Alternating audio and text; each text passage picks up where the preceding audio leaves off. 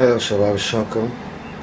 اليوم جتنا استمارة تابعة لوزارة الداخلية مثل ما تشوفوها، مكتوبة بها وكالة الوزارة الاستخبارات الاتحادية، بها استمارة المعلومات لأفراد المحلات التجارية والشركات. طبعا هي استمارة أنا بصراحة أنا شفتها غريبة، لأن بها بعض المفردات اللي مو واصلتنا بصراحة. أول مفردة هي اسم الكحل أو الشركة.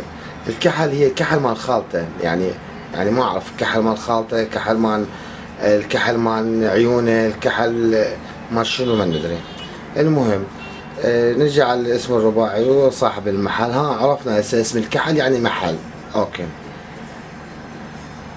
الوظيفة انه هنا الوظيفة اخت الصاد مسويها. طبعا الوظيفة السابقة قبل عمل يعني هي اخت الطاء، بس هم غلطانين. يلا هم ما يخالف مشي. الحالة الزوجية ما ادري شو عليهم الاستخبارات بالحالة الزوجية، هسه ما يخالف. عدد افراد الاسرة هم ما يخالف. اسماء افراد الاسرة والتولد والمهنة، يعني ما اعرف انا اخلي مثلا جهال يكتب مهنتهم مثلا. اسماء العاملين ضمن المحل والشركة والتولد، اوكي هم ما يخالف مشي.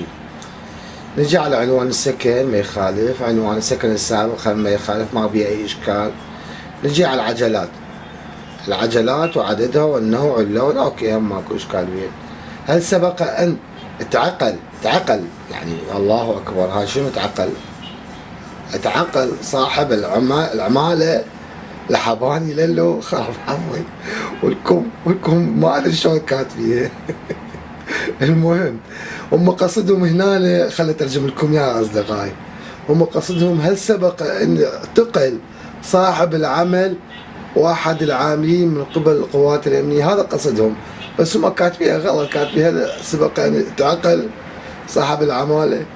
المهم نجي تاريخ وجهه الاعتقال، يعني هي وايد جهات عندنا ما شاء الله. شهاده وتصريح ممارسه المهنه مصدق قانونا لصاحب العمل ما يخالف، ما بيها شيء. نسخة ملونة، هاي كلها تدور نسخة ملونة. وتأييد شنو هاي؟ سكنها صاحب يعني تأييد سكن لصاحب العمل، يعني هذا قصدهم.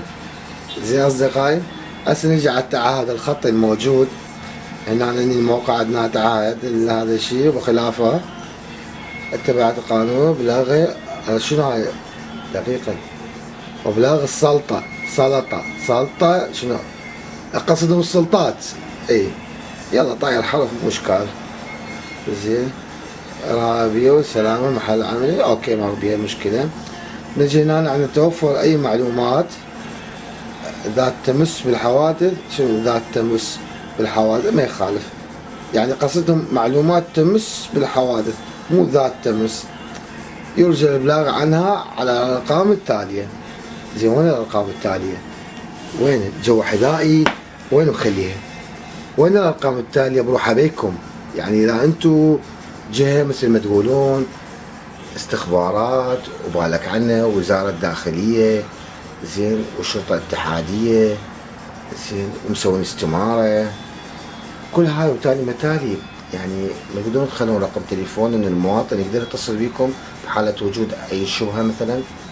تحياتي لكم، ارجو ان تكون هاي الرسالة وصلت زين وصححون هاي الاخطاء مخزيتونا والله.